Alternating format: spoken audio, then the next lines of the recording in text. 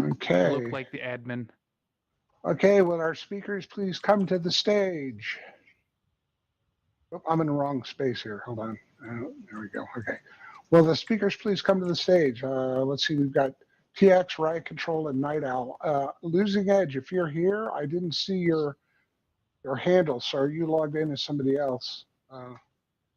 Please comment up here. Okay, we got Riot Control, TX, and Night Owl.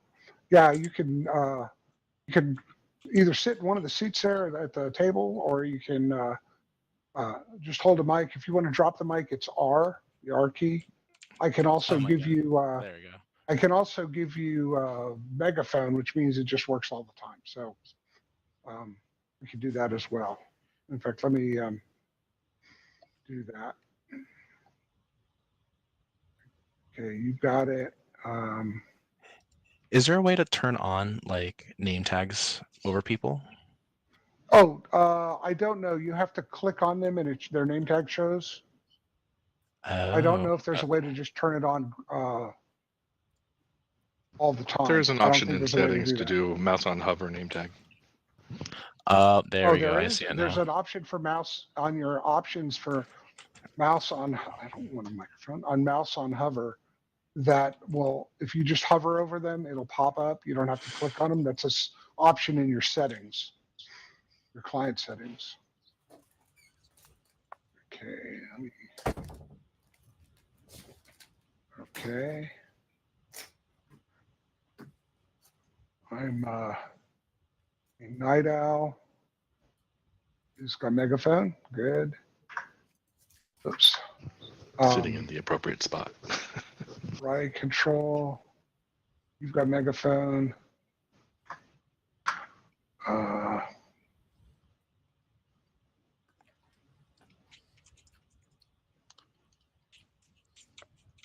Okay, TX.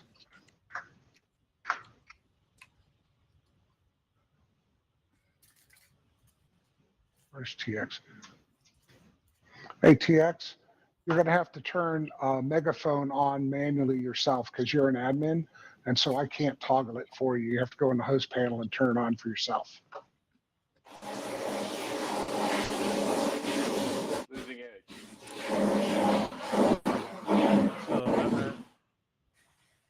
I guess it's done. Who's? Hello. Hello. I see the Losing Edge is logged in.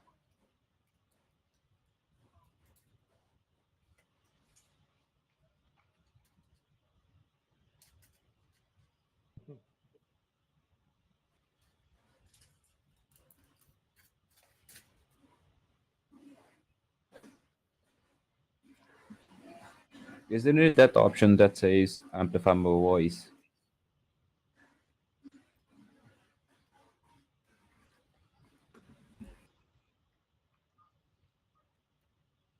Can hear you just fine, TX.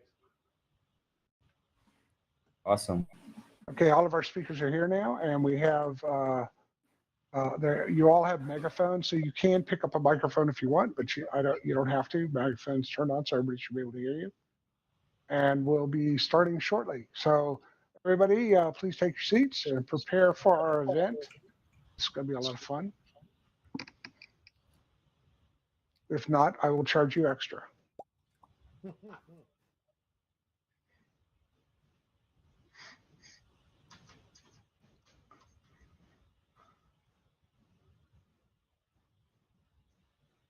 Okay.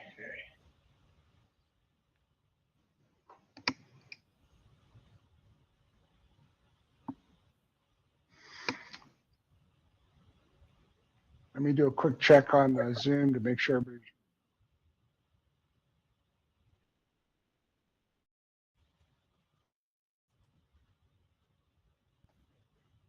Okay, everybody. Welcome to AltSpaceVR DEF CON Group's Village event. And this month we're doing as you can see, a virtual event. And the idea is that this allows members of DEF CON groups from all around the world to participate in a DEF CON event even though they can't ever get to Las Vegas. I myself am in a wheelchair, so it's hard for me to get to Las Vegas. So I appreciate these kind of events. And we have several speakers here today. We have TX from Delhi, India. He's with DCG 9111. They've been doing a lot of really excellent work. In fact, they just hosted their own event last year that was really, really big. It was very nicely done. And Riot Control is here from DEF CON Group 561. That's Boca Raton, Florida. In fact, I recently joined their Discord server. And then Night Owl from DC 408, which is San Jose, California, is here with us today. And the Losing Edge is here from DC 608, that's Madison, Wisconsin.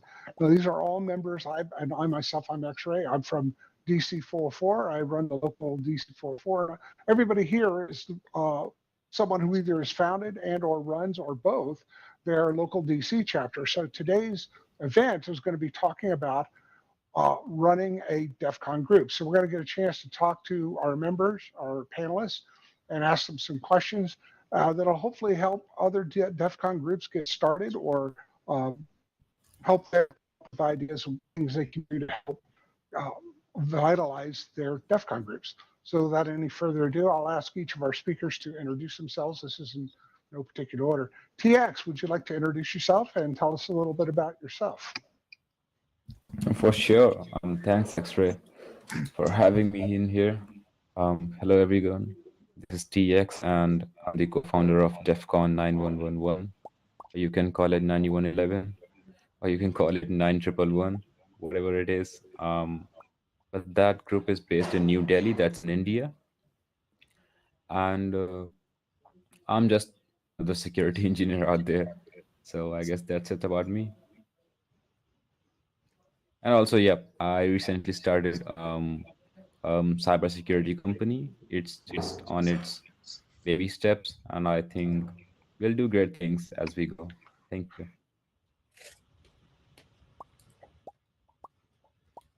Okay, Riot Control, would you like to introduce yourself and tell the group about yourself?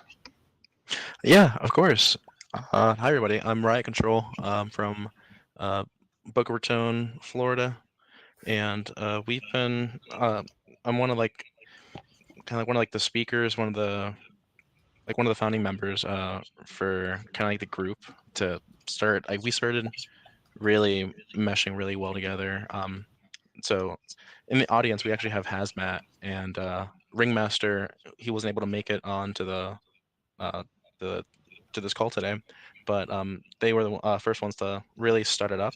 And then after looking online, if there was any active DCG groups in the area, I happened to see them within they created it after DC DEF CON 29, and I was able to join within the first couple months there. But ever since then, we've been growing like crazy, especially since a lot of us in South Florida go to similar events. And in Florida, there's Tampa B-sides, there's Orlando B-sides. So the networking that we were able to do and even see within the last 6 months has been incredible. Well, thank you for sharing that. Night Owl from DEF CON 408 in San Jose, California. Tell us a little bit about yourself. Yeah, so I'm a longtime DEF CON attendee and joined in on the group several years back. DC 408's been around since about 2013. And this is the second incarnation of the group. It really kind of covers the entire Silicon Valley and even reaches up into San Francisco a little bit. We get together on a weekly basis and welcome all comers. Well, thank you for being here. And Losing Edge from DC 608, Madison, Wisconsin. Tell us about yourself. Yeah, we got started probably midsummer last year. There was another local group called MadSec that met irregularly. So I got back from, I don't know, DEF CON 28 maybe or 29 and submitted the paperwork to start a group, and now we meet regularly monthly and our format is kind of presentations, open mic, networking. We've had a couple successful events, particularly lockpicking, and we've had some decent attendance. So next month we are giving away a CypherCon badge, and we were able to get a fiscal sponsorship through a local hackerspace called Sector 67.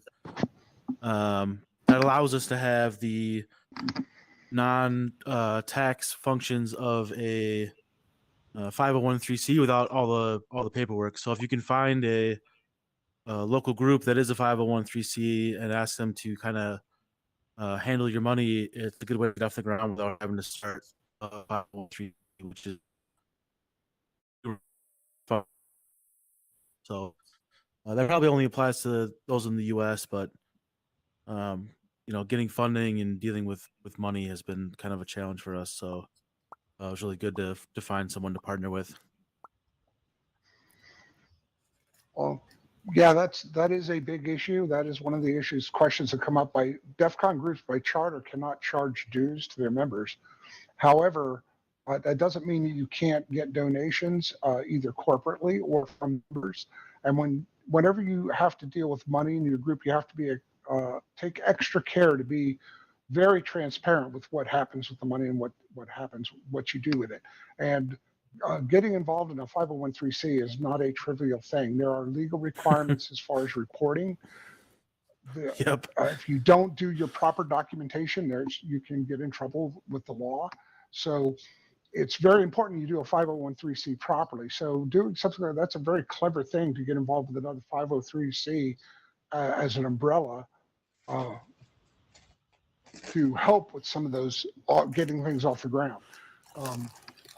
So yeah, basically they take a 5% cut, for fees, but that they really give it back to us anyway. It's just an on paper thing. Otherwise, like meetup.com pledge takes 50%, of donations. So kind of it's tough. It's a tough thing. Otherwise, I'd have to report it as income, right? If it was coming to my personal account, which I don't want to, 30% tax bracket is a lot. Yeah, that could be quite daunting. So what we put together is a list of questions to ask our panelists, and hopefully I doubt we'll get through all the questions, and not all panelists, you don't have to answer, each person answer these questions if you don't want to. So feel free to skip a question if you don't want to answer that particular question. So our first question has already been answered. What DEF CON group are you a member of? The next question we'd like to ask is, how old is your group? So let's start losing edge. How old's your group? Yeah, we got the approval, I think, around last June. So June 2022 was our first, unofficial meetup. Our monthlies have probably been happening since I want to say August of 2022. So we've had, 6 meetups, probably average about 20 attendees. We're just doing the monthlies right now. That's super impressive. You guys are doing weekly, because the monthly sneaks up on me, and it's hard to produce content and keep people engaged. So we're looking to do more, non-monthly type events. Yeah, that's been about 6 months. It's been good. Yeah, DC44 started in 2003, and we have monthly events. Wow. So, okay, who's next? Night Owl. When did your group start? How long have you been going? We've been going in this iteration. It slacked off for a while, but in this iteration, we've been going since about 2013. So this will be year 10 for this iteration. Oh, very good. Riot Control. How old's your group? Yeah, we've been together for better part of like a year and a half now. It was really at the tail end of 2021. Yeah, like over a year and a half where everything started like to slowly form together. I'm really excited to see new groups here. That is really awesome. TX, when did your group get started? We were approved on 15th of Feb 2018, and I guess it's going to be close to 6 years since we started. And our events happen yearly, because those are some sort of conference style events, definitely totally funded by us, no charges asked as per the rules and guidelines. But the audience, it gets crazier. Like back in 2018, we had like 100 people on the venue, and last year on 6th of August 2022, we had close to 300 attendees. We Oh my had word. like 6 talks, 2 workshops, and I don't even remember, but it was great. As you all can see these posts on social media, the audience was great. It was awesome. That's Oh, amazing. That's that is awesome. excellent. I remember the first time I met TX was at the first VR event we did with DEF CON groups. And it was his members who were the admins who were running all over the place, keeping the whole event running and working. And I really appreciate the work they did, because we wouldn't be doing this today if it hadn't been for DCG 9111. They really did an amazing job. Okay, how did you become point of contact for your DC groups? So TX, you want to answer that question? All right. So that was I was introduced to DEF CON groups in a really odd manner, because I remember this guy. It was Ben Mirazi. He happens to be a professor in Tel Aviv University. That's in Israel. So he was the person who helped me in 2014 when I was in Vegas for the first time at DEF CON. That was DEF CON 22, I guess. So I was just a naive. I didn't know what to do, where to go, and he was like my guardian angel for that. And he's the exact same person who introduced me to the DEF CON groups thing. Because initially we did have a lot of DEF CON groups in India, but there was some controversy around them because they didn't abide by the rules and guidelines, and they charged the attendees something. So there was one whole big controversy, like all the DEF CON groups from India were revoked for like 2 3 years.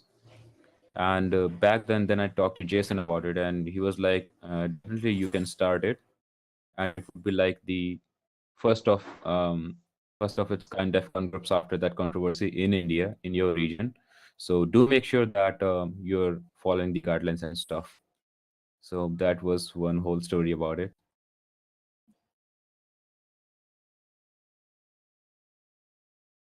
Okay, riot control. How did you become point of contact? Yeah, so it all just really started with like us just meeting online, like through Discord, and just talking about our shared interest. Um, and once we started to meet up monthly um, at our like local Barnes and Noble on the first Fridays, from there it just became more like a kind of consistent like meeting. And I was just meeting, the same faces, the people that were clearly that, lived in the area, but also are really into this. And not only were they just, students, but they were also professionals already in their um, careers. And clearly, like, they like the space so much that they're down to, drive out of the way to our local bookstore just to be able to socialize and talk with others and kind of just share what's going on and what's new. And just after a while, I started to see like what really got people like interested in talking. And from there, we kind of started like just building up rapport. And on my end, bringing people in that I knew from, from school, from life, that are also just really interested, just needed to find like an outlet, uh, similar to like a DEF CON group. And so I just ended up becoming a point of contact by just peer participation. Oh, excellent. Yeah, in my case, our founder, Dr. Chaos, he moved out of town, and I had been coming to every meeting. I'd get there early and help set up and stay late and help tear down, and occasionally would cover a meeting when Dr. Chaos could make it. And when he decided to left town, he says, "Here's the keys. Good luck." And that's how I ended up being point of contact. I got volunteered, kind of like the military. Night Owl, how did you become point of contact? Yeah, that actually sounds really familiar. So, Hackajar really was kind of the instigator of DC408 initially, and since then, he and little Jenny have moved off to Idaho, and kind of turned over the reins. We've got Soundwave, some guy Dan Yoke, and myself who are holding the torch for DC408. The on-site activities obviously have really slacked off in the past 2 years, but we've kept the Discord live and really made it a point to continue to include all the DC408 members, like online. Oh, excellent. Losing Edge, how'd you become point of contact? Yeah, I got back from one of the conferences and they had talked about the DEF CON group. So there's never been a DC 608 before. And, even though there was already a local group, I figured, more the better, right? So I talked to my now wife about it. And she's actually one of the co-founders or co-founder with me. And she originally hadn't worked in infosec, but now is finishing her degree this year and already got a job full time in infosec. But she would just kind of tag along with me to the various conferences, and she has a degree in psychology and was always interested in social engineering, and ended up making a career change. So I'm super passionate about it. Like I remember reading about DEF CON in the back of my parents' minivan in a magazine as the biggest hacker conference in the world as like an 8-year-old, and it was always kind of a dream to attend the conference and much less speak on a stage, even though it's VR. It's pretty sweet. So yeah, they reached out to us and said, you're approved, and the rest is kind of history. Okay, our next question is one that this is one I've been talking to other DEF CON groups. I hear quite a bit is how do you advertise your meetings? And that's an interesting thing because every time we have a meeting, I always ask, how did people find out about our meetings? And I was really surprised at the answer. So I'd like to hear what the other groups do for advertising their meetings. How about Losing Edge? What did you do for advertising for your group? Yeah, so originally we just bought a meetup.com subscription, and that was kind of our sole, point of contact. But from there, we've built out, we record our meetings. So we have a YouTube, we have a Reddit now. We're banned from Instagram for reasons I'm not sure yet. I sent them my ID a bunch of times. But more recently now, I've been reaching out to there's a Madison Slack from Reddit, and there's a Milwaukee security group. So I've just been kind of looking for other local events around town, and if they have like a meetup channel, I post in there. Twitter, of course. We have trying to get all the various socials. Even though the tradition is kind of anonymous. We allow people, to RSVP if they want, and if they want to come anonymously, we warn people for taking pictures. But we like to keep the kind of tradition alive, as well as we're trying to advertise just because we're new, right? So we're hoping just to gain strength in the community and have it word of mouth. But for now, we're shit posting on all the socials. Night Owl, how do you guys advertise? Yeah, socials is definitely a part of it. Facebook, Twitter. I suppose we should add Mastodon to that now, huh? So the DC Group forum is the other place that we try and get out there. I also run a village. Shout out to Data Duplication Village. So make sure that it's very clear that DC 408 helps out with the Data Duplication Village a lot. Yeah, we appreciate Data Duplication Village. They do a lot of work. Riot Control, how do you guys advertise? So in unconventional ways. So before we currently have a website which is dc561.org, and we have our DEF CON page on the DEF CON groups board as well. But recently, I actually did a clever thing, and since our main kind of like knack right now is the Flipper Zero, what I've done was taken the Flipper and figured out how to add my own little design on there. And for such, I added the logo, the branding for DCG 561, along with a QR code that that links back to our website, which has our Discord. And from there, pretty recently, a lot more people started joining because there's bots on Instagram that just repost if you use like Flipper Zero, or you just mention or even breathe the word like Flipper. And so that's just recently of like guerrilla marketing, just posting a QR code on a Flipper. But mostly it's just word of mouth, people bringing in their friends that are in town, or we network and speak with other like DCGs online through Discord, and if we're going to be in the same area, we kind of coordinate meetups that way. Well, excellent. DX, how do you guys advertise? Okay, so back when we started, I guess I bought a website for like a couple of bucks. It was $5, I guess. So domain was ready. So I was like, we should build because Instagram wasn't that dominant back then in 2018, at least in India.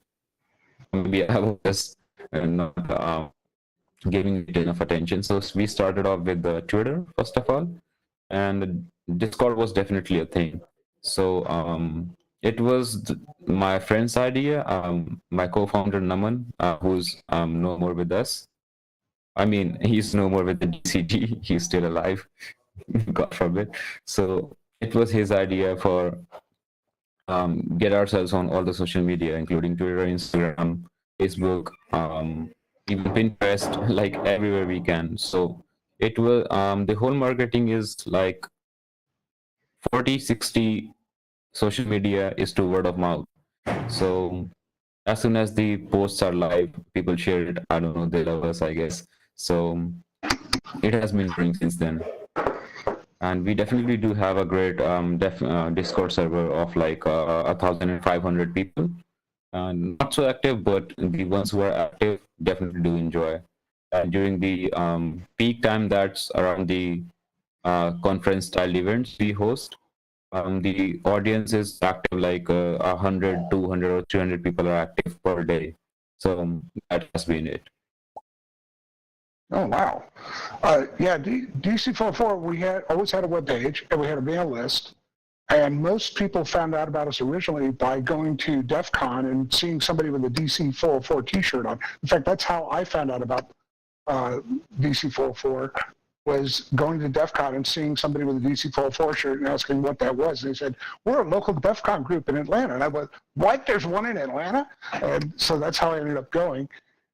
But when I asked people who come, how did they find out about us, they would almost invariably say meetup.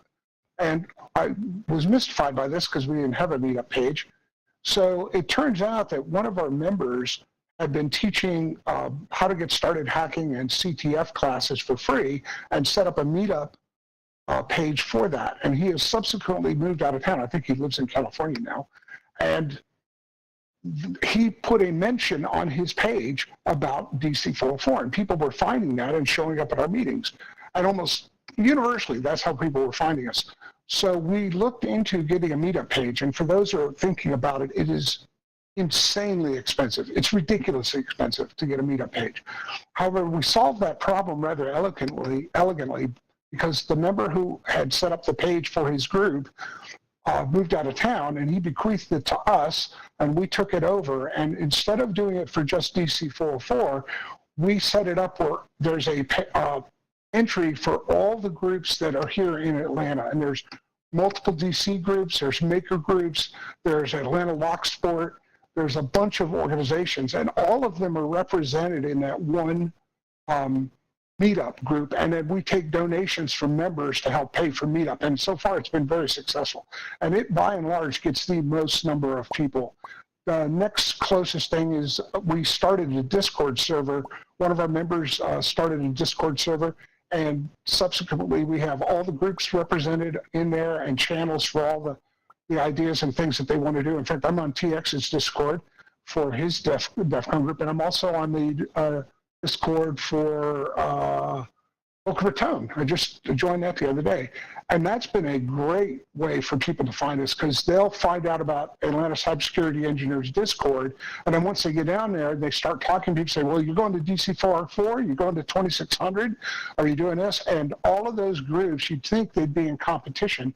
They all cross-pollinate. Everybody goes to everybody else's meetings. So it hasn't affected the fact that there's another DEF CON, 2 other DEF CON, or 3 other DEF CON groups here in Atlanta, hasn't affected our turnout at all. In fact, it's increased it. So just because you're there, you wouldn't think there's competition and you won't get people. It's quite the opposite. Okay, let's see. Our next question is, how do you advertise your meetings? Oh, wait a minute, we already covered that. How many members show up at your meetings? I think TX, you said you had 100? 300. 300. It's generally between 250 to 200. That's the usual audience. On an average, yes. I remember the first time you told me that you had 60 people on average showing up at meetings. That was a couple of years ago. I was like stunned, because we get 30 to 40 and think we're doing really, really good. So, Riot Control, how many people show up at your meetings? Yeah, so when we started getting off the ground last year, it was averaging like between 6 to 8. But after B-Sides Orlando and this past November, the last couple months, like literally since we met up again in December, on to from now.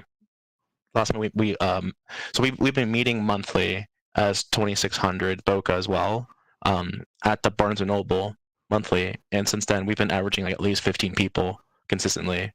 And not only is it there are people that are local, but we also have DC 305 that come out of the way in like Miami, like driving an hour to our meetups as well.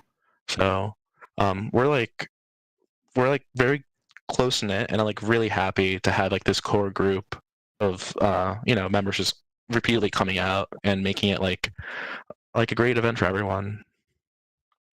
And I can only really see us like grow even more once we have our other projects laid out and advertised. Night Owl, how many people are showing up at your meetings? It varies greatly. We haven't had a lot of on-site meetings in the past 2 years, as I mentioned earlier, but on average, I would say it's about 8 to 10 people consistently. Sometimes, especially like right after DEF CON, it's like 3. But peak times, we'll see 20, 30 people, especially if we're doing a good presentation. Oh, excellent. Losing Edge, how many people will show up at your meetings? Yeah, we're seeing on average about 20. Getting started, our first meetup was at it was a beer garden, so we had a huge turnout for that. Even though we weren't buying beer or anything, we probably had like 30 or 40 people for that. We meet at a local community center for our monthly meetups, and that venue is no alcohol. We meet for a couple hours. We also we're trying to do weekly events. So one red team, we do Hack the Box, and we just recently started a blue team event through Discord. And we're getting 2 or 3 people showing up for those events, probably close to 5. But yeah, the Discord, like others have said, has been really kind of a great way to we try to stream our monthlies as well, because I know people are still not meeting in person as much. So yeah, it's been a great way to get engagement. Yeah, DC44 has been doing similarly. During COVID, we went to hybrid or online meetings, and one of our members set up a Big Blue Button server for us, and we've been hosting it there. And also, we run a Capture the Flag at every one of our meetings, as well as a mini lockpick village that's hosted by Atlanta Locksport. And so our member, NPComp, also set up an online version of our Network King of the Hill CTF so that people could continue during COVID. And then after we started meeting back, we decided we're going to experiment with doing hybrid. So right now we're doing in-person and virtual, and they're connected, much like we're doing this. We have somebody sharing the event space there. If there's a speaker, we have a camera on the speaker, and we pick up their mic, and it goes online, and we can ask questions. The online people can participate with the hybrid. And we're kind of experimenting with that. We're not exactly sure the best way to do that or how to get that to work. Online, we were getting roughly 16 to 20 people per meeting during online meetings. In person, they typically range between about 30 and 40.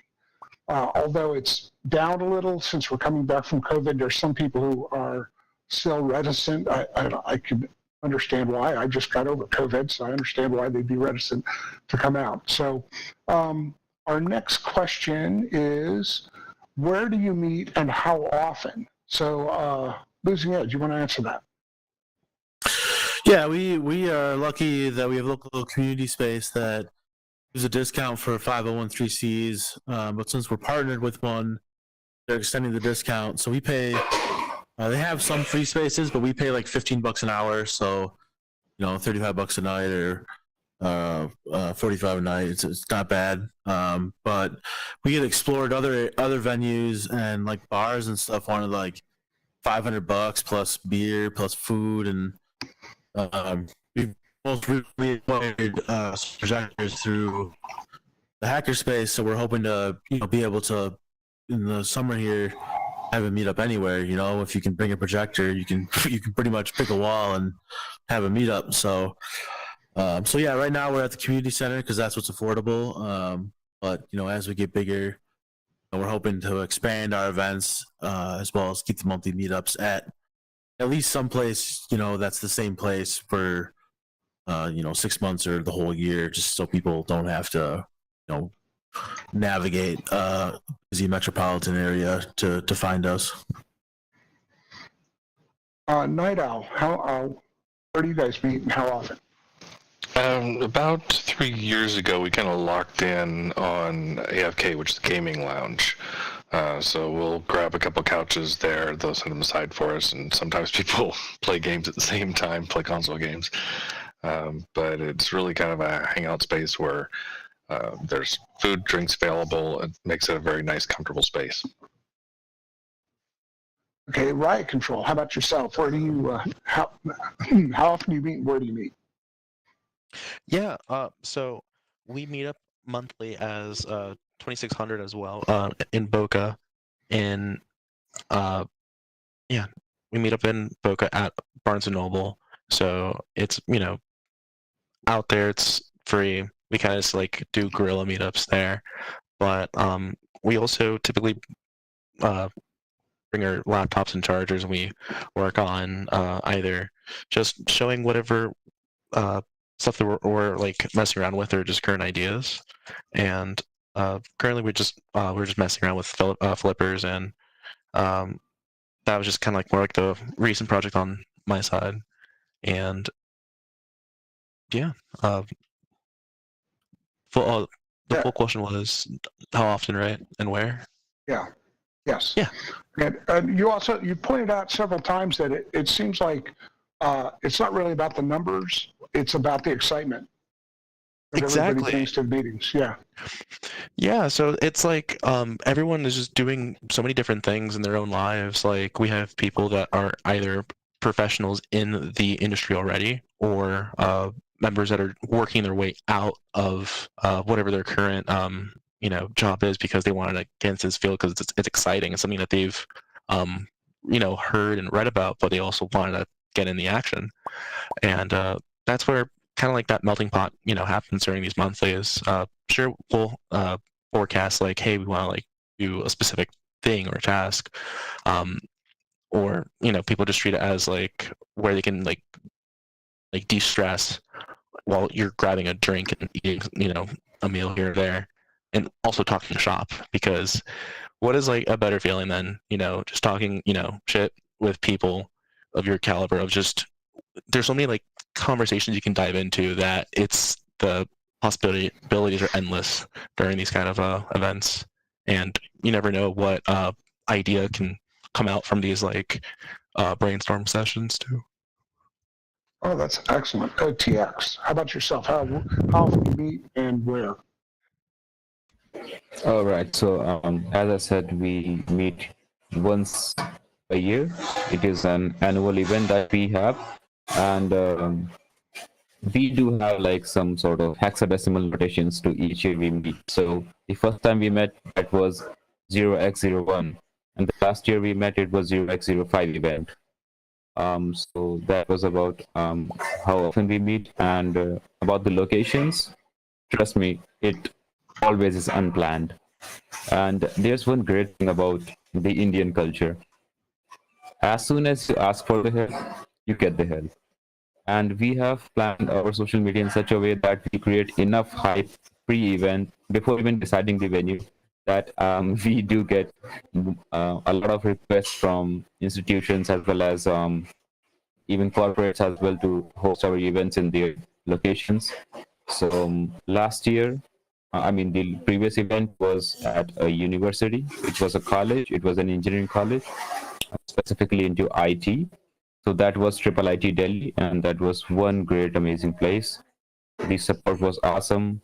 The volunteers they gave to us, other than our own volunteers, they helped us as well. So yeah, most of the times it's unplanned, and I just go with the flow, whatever suits. Yeah, I having been on your Discord for quite a while now and seen the staggering amount of participation during your events, it's hard to imagine that you only meet once a year, because it's amazing the turnout you have. Our next question is, how do you pay for your meeting space? Or do you get your meeting space for free? TX, would you like to answer that? Okay, this one hurts a little because it's completely being funded by me as an individual. And for the previous event, the company that I'm helping with, it's sort of a startup. So we just pulled out like $1,500 from the accounts for this event. We did to do it. And definitely we did have one sponsor, but they were just being way too evasive. They were not as respectful to the volunteers as I was expecting. Because look, sponsorship is one thing, but it is my team's efforts that made the event great, right? So I just cannot allow the sponsors to be that evasive with everything. They were just asking for the reports and whatnot. So it was like money in the big thing. It's just about the team.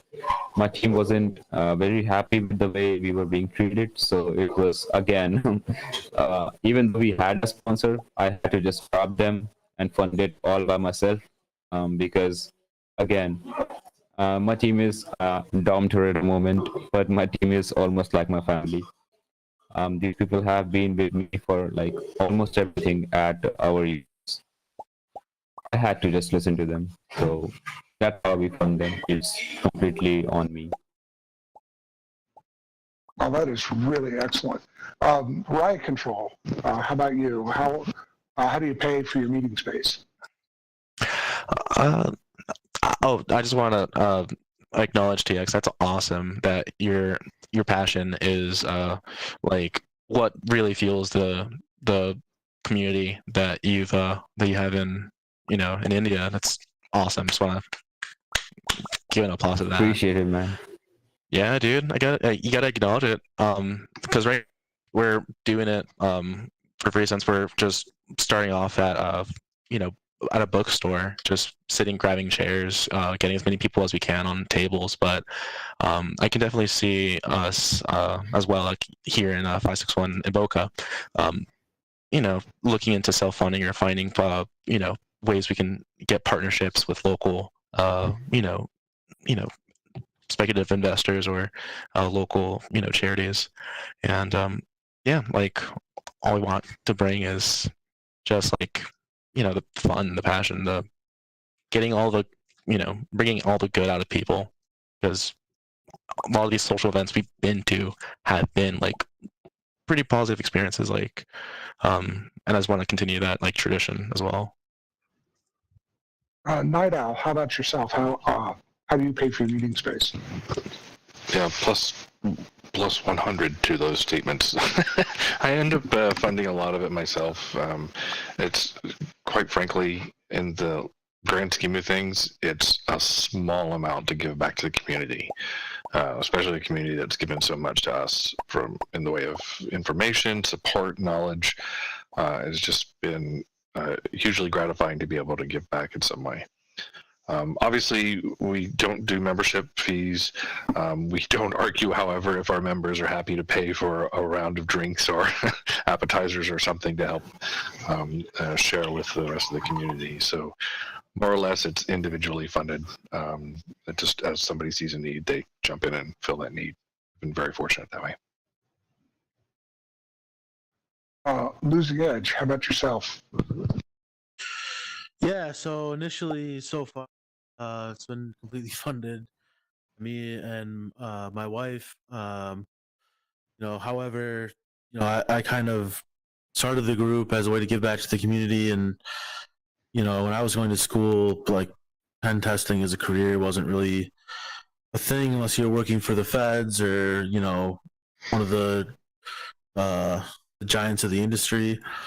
So I feel like I kind of made it. Got my dream job now. I'm a pen tester. I do physical pen tests, external, internal, web, Wi-Fi. So I know how hard the struggle was for myself. So it's just a way to give back to the community, and I'm very fortunate to have the money to fund it for now. However, we're going to be looking for sponsorships and donations and stuff going forward, just because it's in our budget for now, but like the group is growing immensely, and we've already had CypherCon donate an electronic badge for us for $300 retail value for a contest. So we're already starting to get people reaching out to us. Not only if you go down this route, you can get donations, but you can also get marketing money. Companies just have sitting there. You don't necessarily have to be a 501(c)(3). They'll just be happy to come out, open up a tab, and charge on their card at the end of the night, right? Like, so we're going to try to start pursuing those things and kind of self-fund the group going forward, ideally. I provide a lot of the equipment that we use at the meetings, such as projectors and stuff like that, because I have my own equipment, because I do a lot of presentations at conferences. So I already had my own stuff, so I just bring that. But the other members step up and do the same thing. They bring equipment. Smokin' T-Bird brings all of his the Lockpick Village stuff down there, and sets up a mini Lockpick Village every meeting. And other members bring equipment and stuff. We have speakers every month, and so they come and speak for free. We get speakers from all over the place to come in and talk. A lot of our members are speakers at conferences, including DEF CON, and so we get some very, very good presentations. And one of the things we offer to our members is if they're going to be presenting at a conference, a lot of times their paper is embargoed, meaning it can't be presented anyplace else before it's presented at the conference. Well, we'll give them a venue to come there and do a beta run of their presentation, and then we just won't share it with anybody, so that they get a chance to try in front of an audience and get feedback from other presenters. So that's also really helpful. Our meeting space is free. It's a tavern called Manuel's Tavern. In fact, there's out on one of the walls here in the space, there's their logo that's on the side of their building is there. I think it's somewhere out in the lobby area is their logo. It's called Manuel's Tavern. They provide free meeting space to any group that wants it in the Atlanta area. So there are several groups I'm a member of that have their meetings down there and get free meeting space. They provide us a room that's got a projection screen and a PA system and monitors that we can use, TVs that we can plug into. They're very accommodating. They went through a renovation and they were closed for about a year. And we searched all over the Atlanta area trying to find a place that we could use. And we're not very successful. Like you had, one of you had mentioned that they wanted hundreds of dollars for some of these places, and then they wanted guaranteed minimums for amount of money of food. You had to buy X amount of food, or they, on top of that, guarantee that. So if people didn't buy that amount of food, you had to cough it up. So it was really bad. We found this place called the 57th Aero Squadron. It's set up like a World War II English command post for an airfield, and it's right next to an airport. So we get to see the planes land. It's really cool. And when they found out that we didn't charge for our meetings, and our meetings are free and open to the public, they gave us a discount. And the space was good, the food was good, and then one of our members heard that we were going to have to pay for this out of our pocket, went to his company, and they sponsored the space for a year. He didn't even have to ask. He just heard that, went and got sponsorship, did that.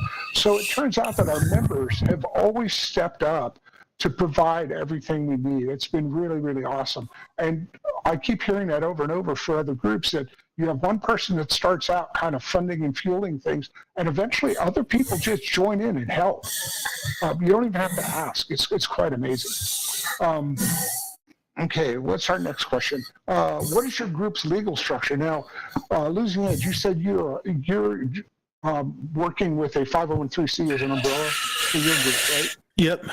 Yeah, we started. It was just me and my wife. Sorry, I've muted but if you, Losing Edge, so you may not be aware of that. Oh yeah. Looks like I'm not muted now. Everybody hear me?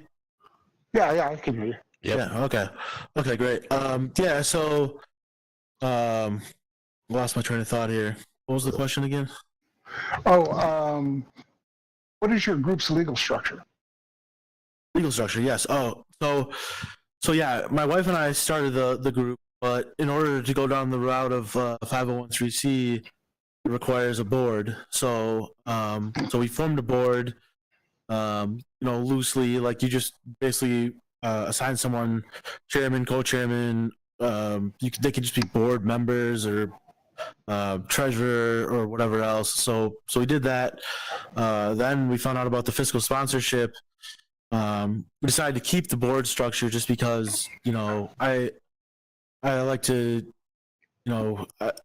someone needs to watch the watchman, right? Like it can't just be me, like gatekeeping. So that kind of keeps me honest, as well as helps me deal with conflicts of interest, toxicity in the group, and just code of conduct violations, that type of stuff. So that's our structure now. We're 5 board members deep now. We have the option to expand the board, as the group gets bigger.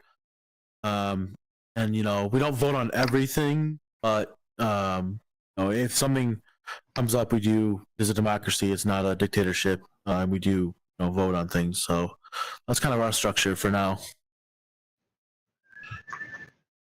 Oh, excellent. Night Owl, what's your structure like? Your legal structure? So it's very similar. We have about 3-4 people on the board. And of course that changes as people move in and out of the area. But we really go to that core 4 people for making general strategic decisions for the organization of the group. Generally speaking, we take input from everyone, but it's up to those individuals to really make sure that we're herding the cats effectively, so to speak. I can relate to that. Riot Control, how about yourself? So we currently don't have really like a legal structure per se. We are in the plans of figuring out starting a nonprofit, or like they were mentioning, but like we're still kind of like working that out. But at the moment, there's really no legal structure. We're just very free-form, kind of low-key. TX, how about yourself? I know that you sponsor most everything yourself, but do you have any kind of legal structure for your group? Hello. Yeah. Do you? What kind of legal All right. structure do I you just have? hope that I'm audible because right. So there is no legal structure, but there definitely is a structure. So as the losing edge said, somebody has to watch the watchman. So we definitely do have an advisory board, which is it just comprises of the veterans into security who are just they are doing great. I'm not definitely the famous personalities, but they definitely do have a lot of influence into the industry because of their work that they did. So that was about the board of advisors I have. Other than that, me happens to be the co-founder and the team leader, and I do have a management head as well, and we do have voting as well by the volunteers. So like we do nominate some people for being the management lead, and the rest of the volunteers or goons per se, they just vote them out. And that was about how the management leads are selected. Other than that, I do have close to 28, 29 volunteers, and we do have different departments. Like somebody has to manage the web development stuff because each year we just renovate our website according to the theme that we set. And last year it was Vaporwave. Other than that, it was on the 8-bit gaming and stuff. So we do have different teams and one team lead for each of the teams, and the rest of the volunteers working under them, under their guidance, because the leads are best at their work. We do have a graphic lead. We do have one person who's into VFX. We do have one person who takes care of the CTFs. He used to be one of the top CTF players in India. So yeah, and each year we just drop down and I definitely do get like more than 50, 60 requests to be one of the volunteers, but sadly we cannot accept all of them. So we just pick out best of 5, 6 people, and most of them leave as well. So it is just a cycle. Somebody leaves, somebody comes, and structure remains the same. We do have a board of advisory, then me, then the management lead, then all the other technical leads, and then the goons who work under them, under their guidance. So that's about the legal structure. I mean, the structure. Yeah, that sounds very much like DC44. We have about 8 members who show up very consistently, and if there's a need, they just jump in. They don't ask; they just jump in and start helping out, and that's pretty much our structure. Think of it as like a bunch of kids show up and pick teams and play football out in the grass. You know, there's really no real formal structure to it at all. The only formal thing we have is that we have to have a point of contact officially registered with DEF CON, and we have 2. There's myself and Dr. Chaos, our founder. But that's it. Everything else is just pretty much everybody just shows up and does stuff. And if you want to be part of the group, it's real simple. Show up. That's how you become part of the group. And other than that, we don't really have a formal structure whatsoever. I put out a meeting announcement once a month, and once a month I ask if anybody wants to be a speaker or wants to do a presentation. Quite often people just come up and ask if they could be a presenter at a meeting. So that's how we get a presenter. That's it. It's very, very informal. Our next question is about sponsorship and financing activities. And that relates to specifically, and it looks like we're running out of time here, so this will be our last question. And the meeting space is going to be open. So when we're done here after this question, we can wander around, talk to the speakers, ask questions, find out all this stuff, just hang out and have a good time here. This space is going to be open, I think, until June. Well, that was the plan. Let me put it that way. The space would be open till this meeting space would be open till June, so people can come back and use it if they wanted to. However, we found out today that AltSpaceVR is end of life as of March 10th of this year. We are looking for a new VR venue at this time. In fact, we have a meeting coming up soon with the staff to try to figure out what we're going to do about that. So our last question is sponsorship and financing. I could say for DC44, we don't have any other than people show up and volunteer to help out with stuff. We've only had 1 or 2 actual sponsorships other than NP Comp, who provides hardware in his center for free. How about, let's see, who's left? Losing Edge. What do you guys do for sponsorship and financing? Yeah, so right now we've got some people local in the industry that, like one guy, he has like this lockpicking treasure chest. So he's been gracious enough to let us use that for the meetups. We have had people approach us for donations and sponsorships, but we haven't had a avenue to accept those donations until recently. I still have to fix our PayPal link, but basically, if someone wants to donate money, they'll donate to the hackerspace called Sector 67, and they will put in a comment that just says, earmarked for DC 608. Other than that, we actually had some people, I've been funding it myself. We got home from DEF CON, actually our cats was like almost dead, and it was like a $6,000 surgery.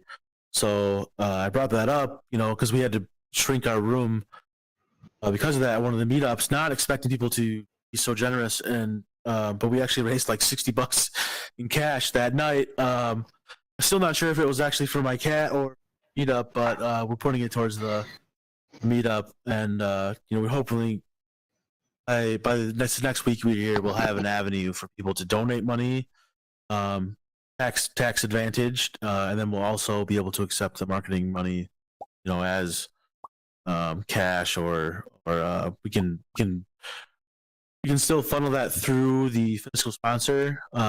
It's just it's kind of up to the donation or the where it's coming from of whether they want the tax advantage or not. Because it doesn't really matter, right? Like our fiscal sponsor will accept money, regardless of if the person is planning on writing it off or not. So that's kind of like, we don't really plan on passing like a bucket around at each meetup, but we might put like a tip jar out, just kind of organically collect money that way as well. So that's kind of what we're doing now.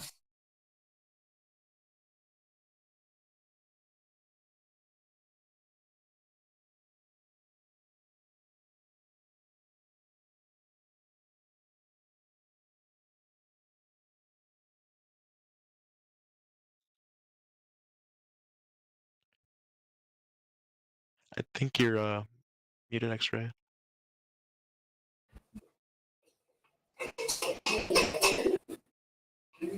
Am I the only one who cannot hear anybody? No, I think it's just we're waiting for next Yeah, I can hear. next call from X-Ray. Maybe just. I mean, not to Disconnect or just something? jump in, but Riot Control, you want to hit Yeah, that next Get up, question? old man. I got you. I'll catch the layup. So there's really isn't a avenue for donation. I mean, if somebody offers like the casual round of drinks or appetizers and they just throw the cash at the bill, that's typically what kind of covers it for these meetings. But at the moment, there's no not really like a donation intake system yet. How about you, TX? All right, so last year we definitely did set up a Buy Me a Coffee page, and I forgot to add when the question was raised about the finance and stuff. We did get a donation of like $50 or so that definitely did help us. And most of the times it's definitely totally funded by me as an individual. And sponsors, yeah, they do definitely reach us out, but as I said earlier, that comes with the additional cost included. Not a tax definitely, but if my team is not happy with the sponsors, I just cannot let them in. So donations, yeah, they do work. If anybody is over here, do check out our Buy Me a Coffee page. So yeah, that's usually self-funded. That's it, I guess. Over to you. Thanks. And it's actually, I know we're running out of time, so we want to make this as quick as possible, but we've tried to actively stay away from any type of sponsorships or financing. It does create a few difficulties, and I'm sure if we grow to your size, TX, we would definitely rethink that. But right now, we're able to sustain on individual donations. That's amazing, man. Yeah, that's interesting. Thank you. I'm just gonna This- wait for this old man to wake up. I think he's back.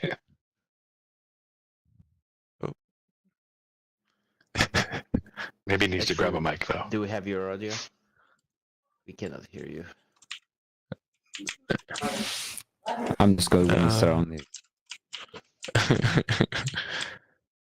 Speak to us. So it looks like we're having some technical difficulties. X-Ray, I think, is having audio problems. But thank you to all the panelists for participating in the first DEF CON Group's leads panels that we had today. Round of applause. Thank you. Yeah, thank you for the invite. This is definitely fun. Yeah, greatly appreciate it. Thank you very much for hosting. This has been a wonderful participation. I love connecting up with the other groups. And by the way, if any of y'all are in town, please do stop by. Yeah, for sure. We'll post our our links in the in the channel feed before the night's out. Okay. Thank you, X-Ray. He's back. Oh, Guy just said okay and disappeared. oh wait, X-Ray. he's returned. X-Ray, you're Um, back. There you are. What Yeah, is there the you are. close rate? Hooray! okay.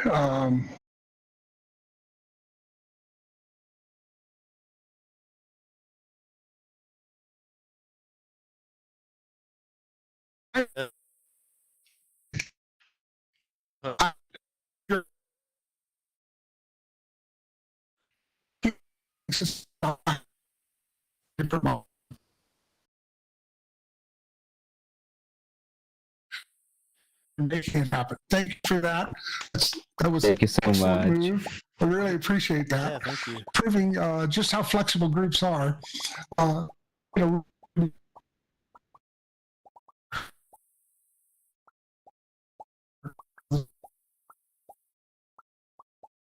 around each other, and I'm going to take a quick break here, and I'll be right back. So thank you for all for coming. Rock on. Yeah, thanks everybody. Thank you for having us. How about all of us just surround on the stage so that we can have all of us on that camera? Oh yeah. Hi YouTube. Hello. Hello, YouTube. Hello, YouTube. DCG561.org. So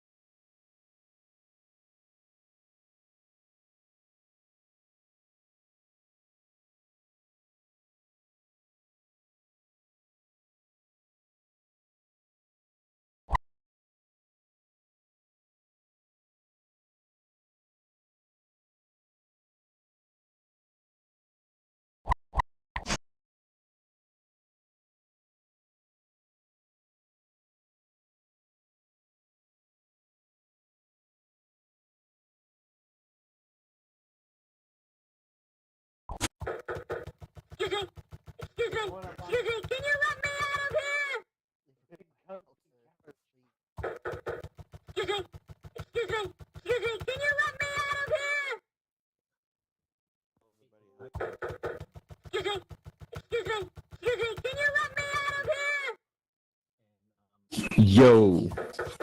Hey. Hey.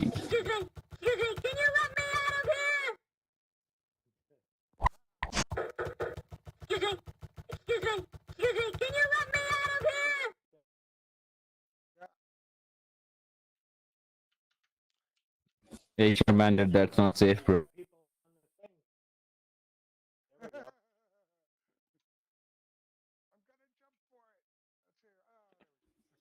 Let's Don't do it. hear.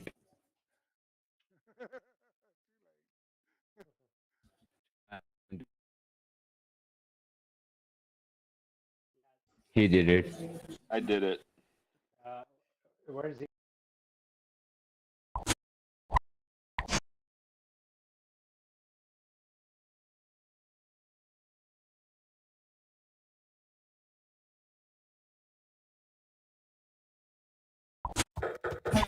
Where's the food? Where's the food? I'm Food's sorry, over man. here. Where's the food? Where's the food?